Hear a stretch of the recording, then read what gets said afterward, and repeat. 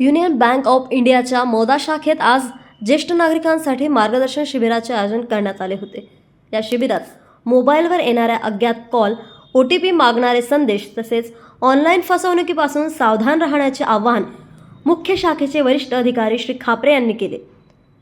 सेवानिवृत्त शासकीय कर्मचारी व बँक खातेदारांना डिजिटल व्यवहार करताना घ्यावयाची काळजी, सुरक्षित बँकिंग आणि फसवणूक टाळण्यासाठी आवश्यक माहिती यावेळी देण्यात आली। कार्यक्रमादरम्यान ज्येष्ठ नागरिकांच्या अडचणी व समस्या जाणून घेण्यात आल्या। उपस्थित नागरिकांनी बँक कर्मचाऱ्यांकडून मिळणाऱ्या सेवांबाबत समाधान व्यक्त केले।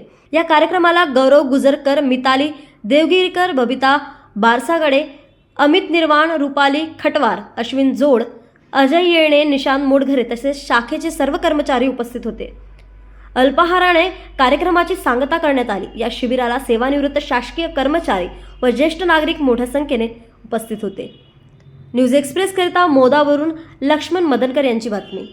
ज्येष्ठ नागरिकांसाठी यासाठी केलेलं आहे बँकेने, एक तर आपल्या बँकेचा प्रसारही व्हावा आणि दुसरी गोष्ट ज्येष्ठ नागरिक त्याला अलर्ट राहावं।